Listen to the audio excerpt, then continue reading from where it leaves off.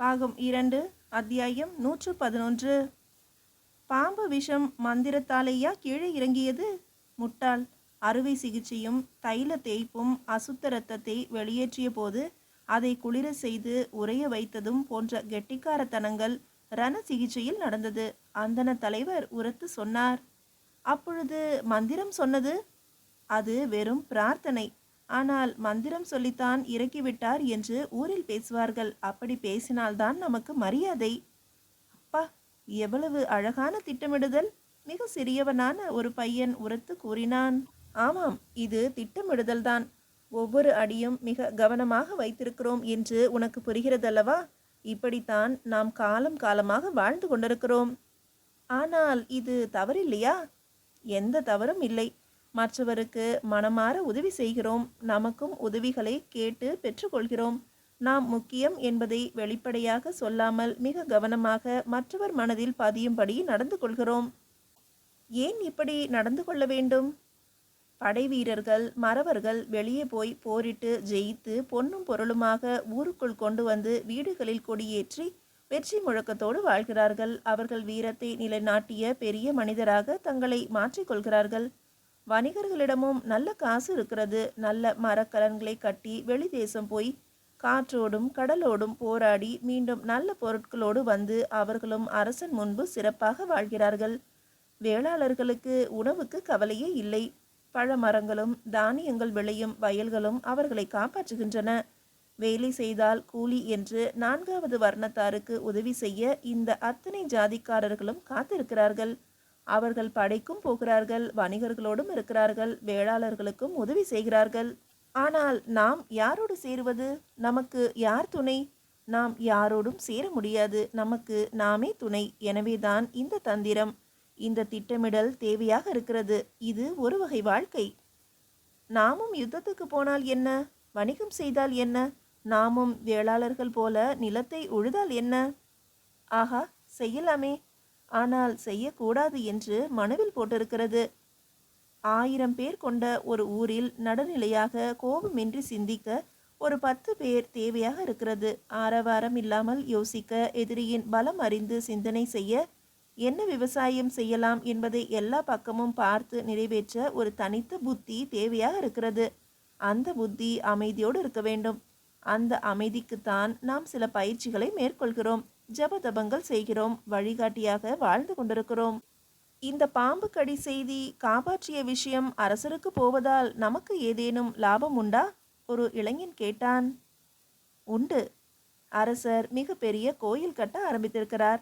அந்த வேளையில் நமக்கும் பங்கு வேண்டும். நாமும் அதை முன்னிறுத்தி நம்முடைய கௌரவத்தை காப்பாற்றிக் கொள்ள வேண்டும். நமக்கு அந்த இடத்தில் முதலிடம் வேண்டும்.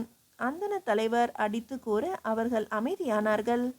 பிறகு அந்தன தலைவர் மெல்ல நடந்து அவர் குடியிருப்புக்கு திரும்பினார். அப்பேற்பட்ட குடியிருப்பிலிருந்துதான் மிக கவனமாக 2 இளைஞர்கள் எழுந்து ஏன் கருமார் புலத்திலிருந்து சத்தமே வரவில்லை என்று யோசித்தார்கள். மெல்ல தோளில் துண்டு போட்டு கருமார் புலம் நோக்கி பேசிக்கொண்டே நடந்தார்கள். அந்தணர்கள் அங்கு போவதற்குள் குடந்தையின் தெற்கு பக்கமுள்ள பழையாறையிலும் இருந்தும் உடையாலூரில் இருந்தும் குதிரை வீரர்கள் குடந்தையின் வடக்கு பக்கமான காவிரி கரை பக்கம் வந்தார்கள். யானைகள் கொண்டு வரப்பட்டன. சிறு தேர் வந்து நின்றது. அந்தணர்கள் என்ன என்று தெரியாமல் கம்மாளர் புலத்தின் வாசலில் திகைத்து நின்றார்கள். அருகே வந்த அந்தன சிறுவனை கைத்தட்டி அழைத்து உடனே ஊருக்கு போய் சகலரையும் கம்மாளர் புலத்திற்கு வரும்படி சொன்னார்கள். கம்மாளர் புலம் நோக்கி மெல்ல நடந்தார்கள். இடுப்பில் இருந்த 3ஆம் துண்டை அவிழ்த்து தலைக்கு கட்டிக்கொண்டு மேல் துண்டை உதறி தோளில் போர்த்தி கொண்டார்கள்.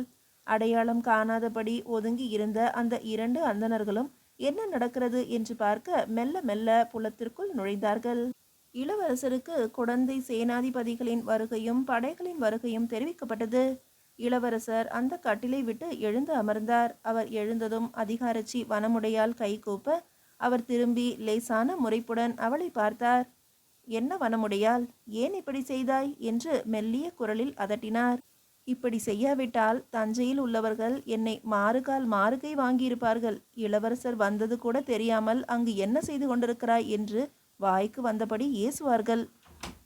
சரி, யார் யார் வந்திருக்கிறார்கள் என்று இளவரசர் கேட்க, குடந்தையில் உள்ள அத்துணை உபசேனாதிபதிகளும் வந்து விட்டார்கள் என்றாள்.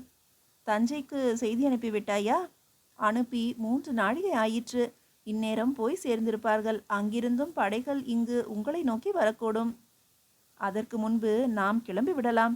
அவருக்கு கருமார் புலத்திலிருந்து கரிசோறும் மீன் குழம்பும் தலைக்கறியும் தட்டில் கொண்டு வந்து தரப்பட்டன.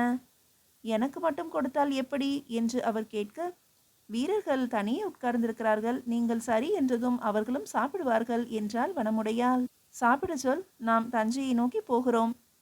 கிட்டத்தட்ட சுற்றி நின்று 100 பேர் பார்க்க நிதானமாக இளவரசர் ராஜேந்திரர் சாப்பிட துவங்கினார். அப்படி சாப்பிட்டு பழக்கப்பட்டவர் போலவே ருசித்து சாப்பிட்டார். உண்ட பிறகு வாய் கொப்பளித்து ஆலங்குச்சியால் பல் தேய்த்து முகம் கழுவிக்கொண்டார். பிறகு திருநீர் இட்டுக்கொண்டு உடைகளை உதறி சரி செய்து கொண்டார். குழந்தையின் காவலுக்கு பொறுப்பான ஒரு உபசேனாதிபதி பெரிய சால்வையை அவர் மீது போர்த்தினான். அதை வணக்கத்துடன் ஏற்றுக்கொண்டார். இளவரசருக்கு முன்பு சட்டென்று ஒரு கிழவன் துணி விரித்து அதன் மீது 6-7 அம்புகளை வைத்தான். நீங்கள் சொன்ன விதமாக அம்புகளை தயாரித்திருக்கிறோம். இது கனத்த இரும்பு, இன்னொன்று மெல்லியது, இன்னொன்று தாமிர தகடு, இன்னொன்று காரியம் சேர்த்தது, பிரம்பின் நுனியை கூர்மையாக்கி இன்னும் சில மிகச்சிறிய இரும்பு வளையம் அடித்தது. வெகு தூரம் போவதற்கு இந்த பிரம்பை சீவிய அம்புகள் மிகவும் உதவுகின்றன என்று அந்த கிழவன் எடுத்து சொல்ல, மறுபடியும் அவைகளை பார்த்துவிட்டு ஒவ்வொன்றிலும் விதவிதமான எண்ணிக்கை சொல்லி ஓலையில் எழுதி கையெழுத்து இட்டு கொடுத்தார். இன்னும் நகர்ந்து கருமார் புலத்தின் வெளிப்பக்கம் வந்தார். அவரை எதிர்த்து பேசிய கருமார் இளைஞன் கை கூப்பினான். சட்டென்று அவனை பார்த்ததும் அவன் பேசியது மொத்தமும் ஞாபகத்துக்கு வந்தது. மறுபடியும் திரும்பினார். அருகே இருந்த வீட்டிற்கு போய் அந்த வீட்டின் படியில் ஏறி நின்று கொண்டார்.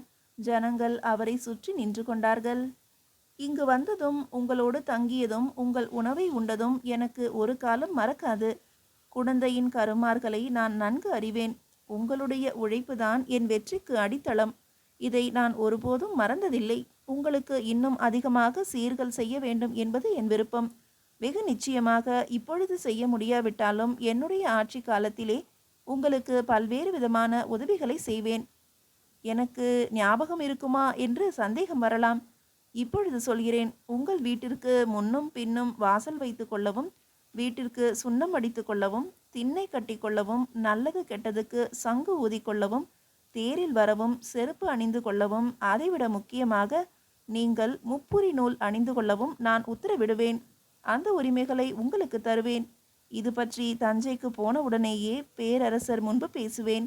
ஒருவேளை ஏதேனும் காரணம் காட்டி அவர் மறுப்பின் இந்த விஷயங்கள் மொத்தமும் என்னுடைய ஆட்சி காலத்தில் கருமார்களுக்கு நிறைவேற்றப்படும் என்று இந்த பூமியில் அடித்து சத்தியம் செய்து உறுதி கூறுகிறேன். அவர் தரையில் இறங்கி ஓங்கி பூமியில் அடித்தார். அடித்த தூசு ஒட்டிய மண் ஏற்றிய உள்ளங்கையை உயர்த்தி காண்பித்தார். பெண்கள் கூட்டம் வெறியோடு குலவையிட்டது. ஆண்கள் உயரே துணி எறிந்தார்கள். அந்தணர்கள் திகைத்தார்கள். முப்புரி நூலா? கம்மாளர்களுக்கா? என்ன அநியாயம் இது? ஒருவருக்கொருவர் பேசிக்கொண்டார்கள். வெகு வேகமாக அவர்களுடைய மங்களம் நோக்கி நடக்க துவங்கினார்கள். வனமுடையால் திகைத்து போய் நின்றாள். இதென்ன தேவையில்லாத செயல்? இவர்கள் கேட்டால் கொடுத்து விடுவதா? இது மிகப்பெரிய ஜாதி சண்டைக்கு வழிவகுக்குமே. இளவரசர் ராஜேந்திரர் இதை தெரிந்துதான் செய்கிறாரா அல்லது தெரியாமல் செய்கிறாரா? இளவரசருடைய குதிரைகள் குடந்தையின் வழியாக பழையாறை நோக்கி போயின. உடையாளூர் குளத்தை சுற்றி வந்தன. அங்குள்ள மக்கள் எழுந்து நின்று அவரை வரவேற்றார்கள். துண்டு விசிறி அவர் பெயர் சொல்லி வாழ்க என்றார்கள். கூட வந்தவன் இளவரசருக்கு அருகே வந்து, உடையாளூர் அந்தன குடியிருப்பில் உங்களுக்கு வரவேற்பு தர அந்தணர்கள் காத்திருக்கிறார்களாம் என்றான். இங்கே வரச்சொல், இல்லையெனில் வரவேற்பை வேறு எப்போதேனும் தரச்சொல். அவர் அந்தன குடியிருப்பு பக்கம் போகாமல் குதிரையை தஞ்சையை நோக்கி திருப்பினார். வெகு சீக்கிரம் ஜாதி சண்டை வரும் என்று பின்னால் குதிரையில் தொடர்ந்து வந்த வனமுடையாளுக்கு தெரிந்தது. மீதியை அடுத்த அத்தியாயத்தில் காணலாம். அத்தியாயம் 112. செய்தி கேட்டதும் தஞ்சை மிரண்டது. இளவரசரா? குடந்தையிலா? படைகள் இல்லாமல் வந்திருக்கிறாரா? தஞ்சை நோக்கி கிளம்பி விட்டாரா என்றெல்லாம் வேகமாக விசாரித்தார்கள். உபசேனாதிபதிகள் படைகளுக்கு உத்தரவிட்டு எதற்கும் ஆயத்தமாக இருக்க சொன்னார்கள். எல்லா பக்கத்து கோட்டை வாசல்களும் பலப்படுத்தப்பட்டன. இளவரசர் வடக்கு வாசல் வழியாகத்தான் வருவார் என்று ஒரு பொழுதும் கற்பனை செய்யாதே. மேற்கிலிருந்தோ தெற்கிலிருந்தோ கிழக்கிலிருந்தோ ஏன் வானத்திலிருந்து கூட குதிக்கலாம். பூமியை பிளந்து கொண்டு கூட மேலே வரலாம். எனவே எந்த நேரமும் விழிப்பாகவும் துடிப்பாகவும் இருக்க கற்றுக்கொள்ளுங்கள் என்று உபசேனாதிபதிகள் உரக்க கத்தினார்கள். எல்லோர் வீட்டு வாசலிலும் நீர் தெளிக்கப்பட்டது. பெரும் கோலங்கள் போடப்பட்டன. கோலத்தின் நடுவே பூக்கள் வைக்கப்பட்டன. வீதிக்கு குறுக்கே மாவிலை தோரணமும் தென்னை ஓலை தோரணமும் கட்டப்பட்டன. கோட்டை வாசலில் வாழை மரங்களும் தென்னை ஓலையால் பின்னப்பட்ட அழகிய பந்தலும் நிறுவப்பட்டன. அந்தணர்கள் நீர்க்குடத்துடனும் பூத்தட்டுக்களுடனும் வாசலுக்கு விரைந்தார்கள். அவர்களுக்கென்று அமைக்கப்பட்டிருந்த பந்தலில் உட்கார்ந்து கொண்டு வேத மந்திரங்களை உரக்க சொல்ல துவங்கினார்கள். கோட்டை வரை குதிரைகள் வரிசையாக நிறுத்தப்பட்டன. அதன் கடிவாளம் பிடித்தபடி வீரர்கள் நின்று கொண்டிருந்தார்கள். இளவரசர் வந்ததும் குதிரையில் ஏறி முன்னும் பின்னுமாக அணிவகுத்து அவரை கோட்டைக்கு அழைத்து செல்ல காத்திருந்தார்கள். எப்படியும் இளவரசர் உள்ளே நுழைந்ததும் கிழக்கு பக்கமாகவே போய் நிசும்ப சூதனியை தரிசித்து விட்டுதான் பிறகு கோட்டைக்கு வரலாம் என்பதால் அந்த பாதையும் செப்பனிடப்பட்டது. அங்கும் குதிரை வீரர்கள் நிறுத்தி வைக்கப்பட்டார்கள். பூ மாலைகளோடு அர்ச்சகர்கள் அங்கே காத்திருந்தார்கள். கோயில் பணிக்கு என்று அழைத்து வந்த தேவரடியார்களை வாசலில் வந்து நிற்க சொல்லட்டுமா? ஒரு உபசேனாதிபதி கேட்க கிருஷ்ணன் ராமனான பிரம்மராயர் சிறிது நேரம் யோசித்தார். இல்லை, அவர்களே விரும்பினாலும் வர வேண்டாம் என்று சொல்லிவிடு. அவர்களை நோக்கி இளவரசர் வருவார் என்று தெரிவி. முன்னையும் விட மும்முரமாக வேலை செய்ய சொல். இளவரசரின் வருகை மாமன்னர் உடையார் ஸ்ரீ ராஜராஜ தேவருக்கு தெரிந்துவிட்டதா?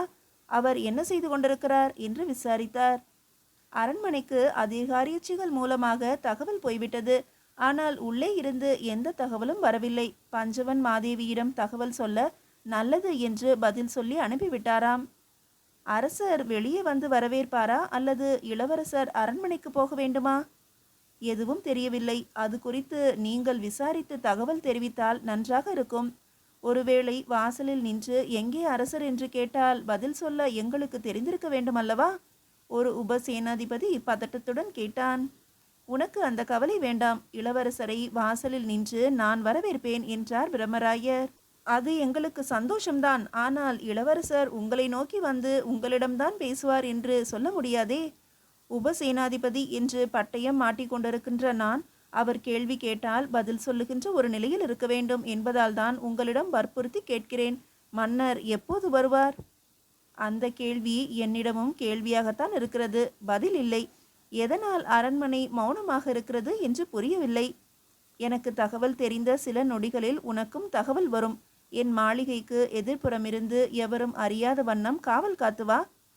கிருஷ்ணன் ராமனான பிரம்மராயர் அந்த உபசேனாதிபதியை அனுப்பிவிட்டு மாளிகையின் வெளிப்புற நடையில் முன்னும் பின்னும் அலைந்தார்.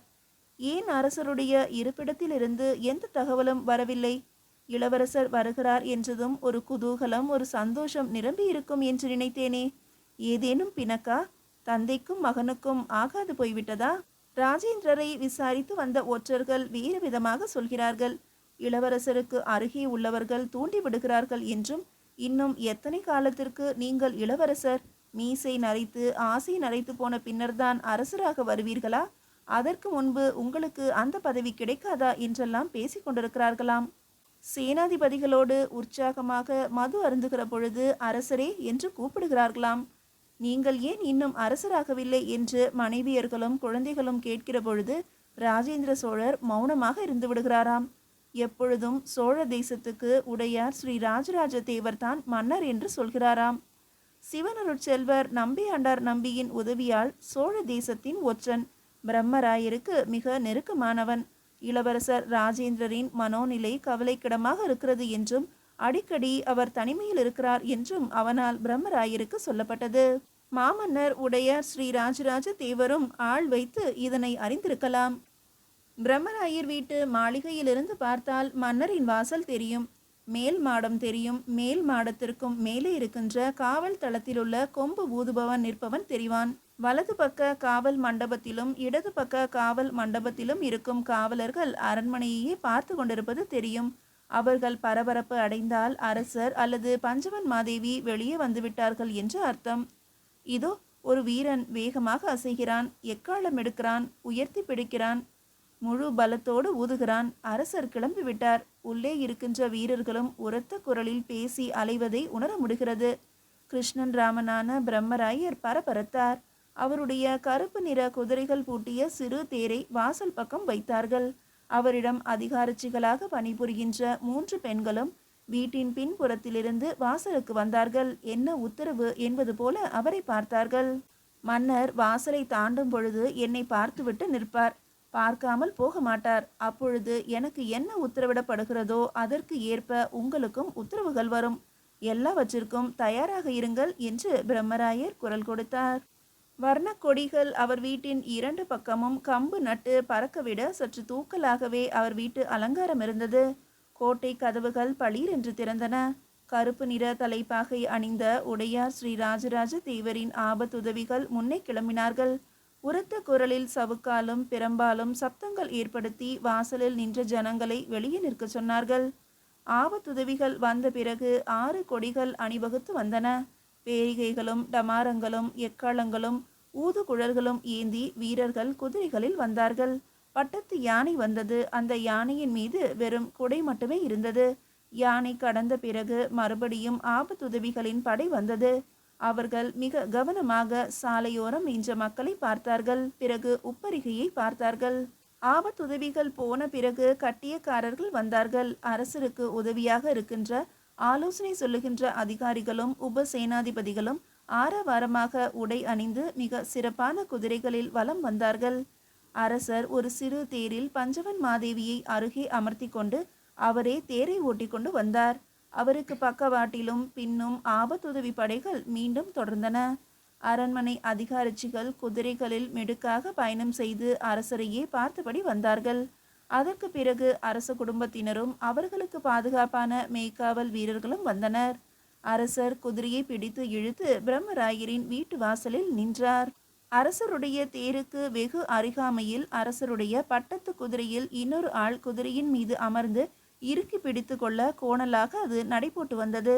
தேரோடு குதிரையும் வருவதை பார்த்து பிரம்மராயர் தன்னுடைய ஆளுக்கு சமிங்கை செய்தார். குதிரையை கொண்டு வா என்றார். அவருடைய குதிரை இன்னும் சிறிது தூரம் நகர்ந்து வாசலின் விளிம்பில் நின்றது. நான் ஒரு தந்திரம் செய்ய போகிறேன். அரசர் தேரிலிருந்து கீழே இறங்கினார். தெற்கு நோக்கி கோயில் கட்டும் இடம் நோக்கி இந்த ஊர்வலத்தை நடத்தப் போகிறேன். பிறகு சட்டென்று ஊர்வலத்திலிருந்து பிரிந்து குதிரை ஏறி ராஜேந்திரனை வரவேற்க நேரே போகிறேன். தனியே பேச பிரியப்படுகிறீர்களா என்று பிரம்மராயர் கேட்க, ஆமாம் என்று உடையார் ஸ்ரீ ராஜராஜ தேவர் தலையசைத்தார். மீதியை அடுத்த அத்தியாயத்தில் காணலாம்.